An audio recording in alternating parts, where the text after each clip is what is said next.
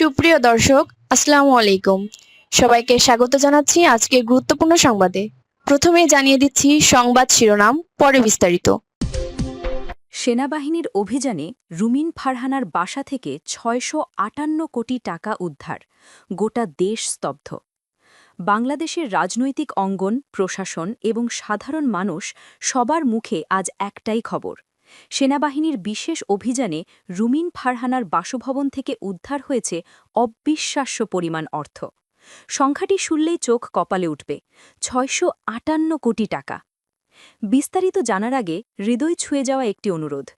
আজ যদি বেগম খালেদা জিয়া নামটি শুনে আপনার বুকের ভেতরটা ভারী হয়ে আসে, যদি ভোরের সেই খবর একটি দীর্ঘ অধ্যায়ের সমাপ্তি আপনাকে নীরবে কাঁদায়, যদি মনে হয় এই বিদায়ের শুধু একজন মানুষ নয়, একটি সময়, একটি সংগ্রাম, একটি ইতিহাস বিদায় নিল, তাহলে আজ একটু থামুন।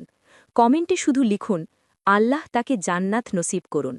আর যদি আপনি চান তার জীবনের গল্প ভুলে না যাওয়া হোক, তার লড়াই বিকৃত না হোক, তার অবদান নীরবী মুছে না যাক, আর ইতিহাস যেন মানুষের কাছেই বেঁচে থাকে, তাহলে অনুগ্রহ করে চ্যানেলটি সাবস্ক্রাইব করুন।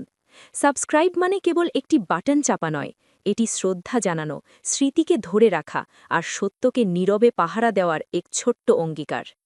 চলুন, নীরব না থেকে বিস্তারিত জেনে নিই।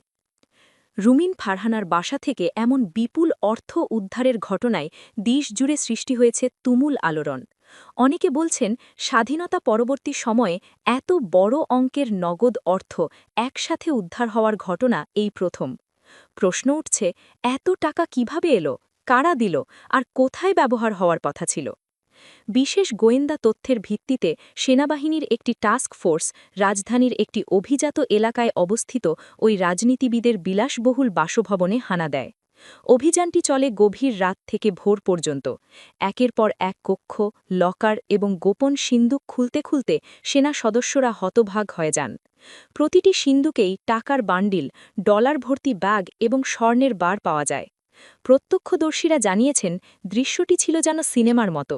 এক পাশে নগদ টাকার পাহাড়, অন্য পাশে বিদেশি মুদ্রা এবং অলংকার। এত পরিমাণ সম্পদ দেখে অভিযানে অংশ নেওয়া সদস্যরাও বিস্মিত হন। উদ্ধারকৃত অর্থ এত বেশি ছিল যে হাতে গোনার কোনো উপায়ই ছিল না। বাধ্য হয়ে সেনা সদস্যরা নিয়ে আসেন বিশেষ মানি কাউন্টিং মেশিন। ঘণ্টার পর ঘণ্টা ধরে টাকা গোনার পর প্রকাশ পায় ভয়ঙ্কর হিসাব, ৬৫৮ কোটি টাকারও বেশি। শুধু তাই নয়, উদ্ধারকৃত মুদ্রার মধ্যে ডলার, পাউন্ড, রুপি ও রিয়ালও রয়েছে। খবরটি প্রকাশের পর মুহূর্তেই সামাজিক যোগাযোগ মাধ্যমে ভাইরাল হয়ে যায়। ফেসবুক, টুইটার এবং ইউটিউবে ঝড় বয়ে যায় আলোচনা সমালোচনার। একজন মন্তব্য করেছেন, দেশে যেখানে নিত্য প্রয়োজনীয় জিনিসের দাম আকাশ ছোঁয়া, সাধারণ মানুষ চাল ডাল কিনতে হিমশিম খাচ্ছে, সেখানে রুমিন ফারহানার বাসায় ৬৫৮ কোটি টাকা প্রমাণ করে দুর্নীতি কতটা ভয়ঙ্কর। অন্যজন লিখেছেন, এই টাকা দিয়ে দেশের হাসপাতালগুলো আধুনিক করা যেত, গ্রামে গ্রামে স্কুল কলেজ গড়া যেত, অথচ কিছু দুর্নীতিবাজের কারণে দেশ পিছিয়ে পড়ছে। বিরোধী দলগুলো একে বিএনপির দুর্নীতির নগ্ন উদাহরণ হিসেবে বর্ণনা করেছে। তারা দাবি করছে, এটি কেবল একজন রাজনীতিবিদের সম্পদ নয়, বরং এর পেছনে একটি বিশাল চক্র সক্রিয়। অন্যদিকে সরকারি মহল বিষয়টি নিয়ন্ত্রণে রাখতে ব্যস্ত। তবে জনমনে প্রশ্ন জেগেছে, এত অর্থ কি শুধুই ব্যক্তিগত, নাকি আরও বড় কোনো সিন্ডিকেট এর সাথে জড়িত? সেনাবাহিনী জানিয়েছে, উদ্ধারকৃত অর্থ রাষ্ট্রীয় কোষাগারে জমা দেওয়া হয়েছে। একই সাথে উচ্চ পর্যায়ের একটি তদন্ত কমিটি গঠন করা হয়েছে, যারা ঘটনার পেছনের মূল হোতাদের খুঁজে বের করবে। সেনা সূত্র আরও ইঙ্গিত দিয়েছে, এই অভিযানের মাধ্যমে শুধু শুরু হয়েছে, সামনে আরও বড় বড় অভিযান আসতে পারে, যেখানে আরও চাঞ্চল্যকর তথ্য প্রকাশিত হওয়ার সম্ভাবনা রয়েছে।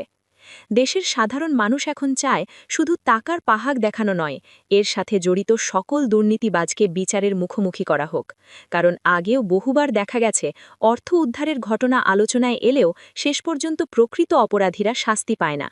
এবার জনগণের প্রত্যাশা, দুর্নীতির এই অন্ধকার সাম্রাজ্য ভেঙে দেওয়া হোক। ৬৫৮ কোটি টাকা, একটি সংখ্যাই গোটা দেশকে নাড়িয়ে দেওয়ার জন্য যথেষ্ট। সেনাবাহিনীর এই অভিযান প্রমাণ করেছে, দুর্নীতি কেবল গুজব নয়, বরং বাস্তবতার নির্মম চিত্র।